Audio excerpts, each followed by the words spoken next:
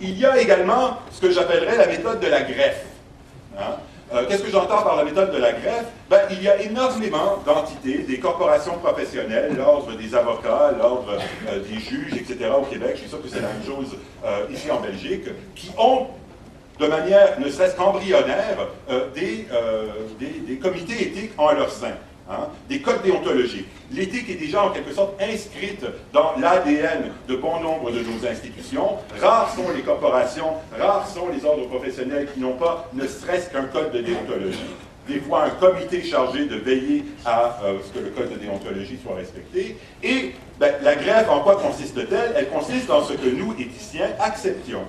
Hein, de participer à ces comités, de participer à leur fonctionnement afin de faire de sorte que ce qui ne pourrait être autrement qu'un simple code de déontologie, 12 règles dont il faut respecter la lettre sans en comprendre l'esprit, se transforme en quelque chose d'autre, se transforme en quelque chose de mieux. Une autre expérience très gratifiante que j'ai vécue pendant 4 ans au Québec a été de servir comme le premier président du comité d'éthique de la santé publique du Québec. Si j'avais plus de temps, je pourrais vous dire pourquoi il me semble que dans le domaine biomédical, les comités d'éthique ont été institutionnalisés, que ce soit au niveau de la recherche, que ce soit au niveau de la clinique, de manière intellectuellement et pratiquement douteuse, donnant lieu à des effets contre-productifs. Je ne sais pas s'il y a des gens du domaine de la santé ici présents. Le fait de pouvoir lancer un nouveau comité provincial, donc un comité qui avait l'imprimature du gouvernement du Québec, dans un domaine comme celui de la santé publique, m'a permis à moi et à mon équipe de tenter de faire de l'éthique de la santé mieux qu'on en faisait avant dans d'autres domaines comme celui de la recherche et celui de la santé. Évidemment, le temps est trop court pour que je vous dise exactement en quoi cela consiste, mais pendant la réception, si ça vous intéresse, vous aurez certainement d'autres choses à discuter, vous pouvez venir me le demander. Une autre modalité, donc là j'en suis à 2, ce que j'ai appelé le vaccin de masse, la greffe, une autre modalité de soins qui est très populaire au Québec, je ne sais pas si c'est le cas en Belgique, c'est un peu, on pourrait imaginer le modèle de la chimiothérapie. Il y a un cancer qui ronge une institution et le gouvernement décide qu'il faut absolument donc nommer une commission. Hein, pour réfléchir à la manière d'extraire ce cancer. Ceux d'entre vous, donc la moitié de la salle là-bas qui venait du Québec, savez que nous venons de vivre un débat quant à la question de savoir s'il y aurait ou non une commission sur la corruption dans le milieu de la construction au Québec. Il y a de la corruption dans le milieu de la construction au Québec. Mon père y travaillait dans les années 60 et 70 et me le disait déjà à cette époque-là. Ça a juste pris 50 ans pour que le gouvernement réagisse à ce problème.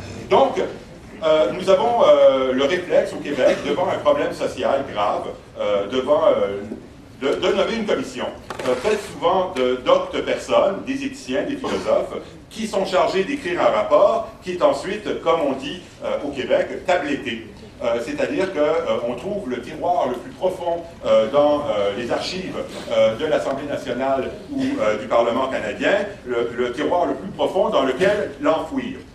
Il arrive parfois que, malgré donc l'intention politique de faire de sorte qu'on ait l'air de faire quelque chose en nommant une commission tout en n'ayant absolument pas l'intention de suivre ses recommandations, il arrive parfois que des accidents se produisent et que le dit rapport ait une vie publique qui soit au-delà de ce que les politiciens avaient pensé.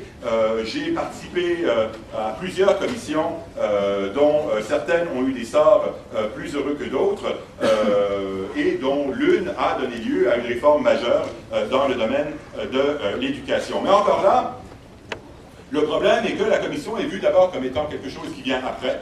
Hein, quelque chose qui vient après, et quelque chose qui très souvent est vu comme, dans un échéancier électoral par exemple, où l'électorat s'attend à ce que le gouvernement fasse quelque chose pour régler tel ou tel problème, nommer une commission, ça peut donner l'impression qu'on est en train de faire quelque chose.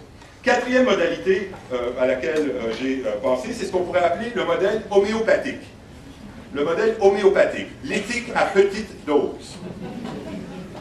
Alors, quand je pense un peu à la proportion de coups de fil que nous avons reçus au centre depuis 10 ans pour des participations, je dirais que des appels pour des soins homéopathiques ont probablement été les plus importants en termes de nombre. Qu'est-ce que j'entends par l'éthique à petite dose?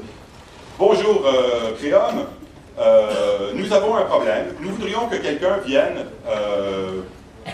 discuter 1 heure avec les gens dans notre institution pour tenter de régler ce problème. Ou encore, M. Weinstock, notre ministère est en train de penser à refonder un peu sa mission. Est-ce que vous ne pourriez pas venir à une retraite que les hauts fonctionnaires de du dit ministère vont avoir pour leur dire des choses intelligentes sur la réforme que pourrait donc avoir leur ministère. Ils rentrent au bureau le lundi suivant, ayant complètement oublié ce qu'on leur a dit, et l'année suivante, on rappelle encore une fois en disant « On est en train de penser refonder la mission de notre ministère, est-ce que vous ne pourriez pas venir nous parler de quelque chose qui pourrait nous orienter en ce sens ?» Il est parfois possible, et c'est une des choses dont je tire une certaine satisfaction, de transformer une demande de soins homéopathiques en demande d'un réel soin. Je vous donnerai un exemple qui m'a toujours semblé comme étant l'exemple le plus improbable et le plus bizarre qui m'ait jamais été adressé, mais il me manque de temps, donc je m'arrêterai là. Non. Je rentre au bureau un matin et mon assistant me dit que je viens d'avoir un coup de fil de la personne qui s'occupe de l'unité psychiatrique de la prison de haute sécurité qui se trouve à l'extérieur de Montréal. C'est pas le genre d'appel qu'on s'attend à avoir au début de la matinée quand on est directeur d'un centre d'éthique. Et la demande était donc encore plus bizarre et en fait dérangeante. Je le dis sur un ton un peu humoristique, mais en fait c'était très sérieux. Il y a, bon alors, je vous demande de vous placer dans le contexte, une unité psychiatrique dans une prison de haute sécurité. Donc, déjà la prison de haute sécurité, ce sont des gens qui ont commis des crimes terribles, et on estime que dans ceux-là, il y en a qui sont tellement... Enfin, je sais pas qu'il faut les isoler du reste de la population. Ils se retrouvent dans l'unité psychiatrique. Dans l'unité psychiatrique, il y a, me dit-on, un problème qui a été épidémique à travers ce genre d'institution au Canada, et j'imagine que c'est la même chose ici, des automutilateurs. Des gens qui, avec leurs simples mains, et parfois même lorsqu'ils sont menottés, bon, hein? Est-ce que t'as déjà joué? C'est vrai, il a joué. Bon. Des automutilateurs qui, donc, sont capables de se faire énormément de tort avec leurs simples mains, et des conflits émergent entre les professionnels de la prison qui sont médicaux et les professionnels de la santé qui sont les professionnels de la prison qui sont des gardes, quant à la manière d'agir à leur endroit. Faut-il, comme les gardes voudraient le faire, sentant que ce qu'ils essayent de faire, c'est de gagner un contrôle sur une situation, faire de sorte que l'attention soit braquée sur eux, les laisser faire, quitte à ce qu'ils subissent les conséquences de leur automutilation, ou faut-il, comme les soignants voudraient le faire, agir immédiatement pour que leurs blessures ne se traduisent pas et ne soient pas ultimement fatales ou très graves. Comment allons-nous régler ce problème, M. Weinstock?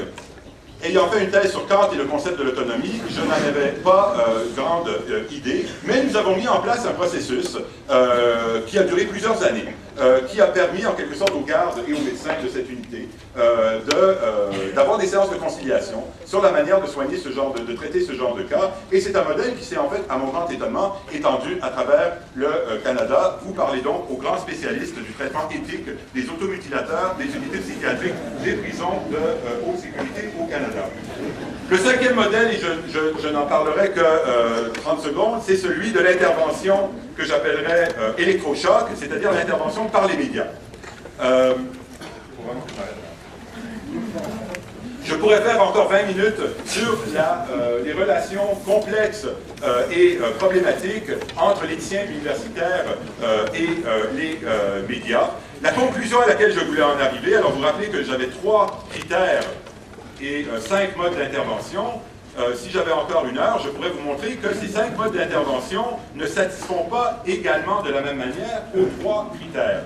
Et pour écourter vraiment mon propos au maximum, Le problème de l'éthique est que souvent, les modes d'intervention qui sont le plus prisés par le grand public, par les bailleurs de fonds, parfois même par nos propres administrateurs universitaires, sont ceux qui satisfont le moins ce critère, les 3 critères, mais qui, parce que notamment ils sont hautement médiatisés, redorent le blason de l'institution.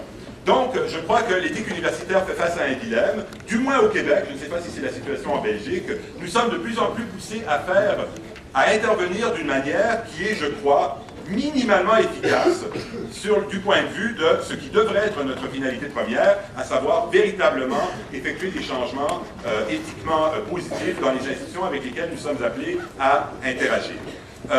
Et donc, si j'avais à répondre en 15 secondes à la deuxième question, je pense que ce que l'université peut faire pour l'éthique, en plus bien sûr de la financer, c'est de faire de sorte que les index qui lui servent index de qualité, comment est-ce qu'on mesure l'intervention de nos centres d'éthique, ciblent les bonnes choses plutôt que celles qui sont, jusqu'à un certain point, le plus superficielles.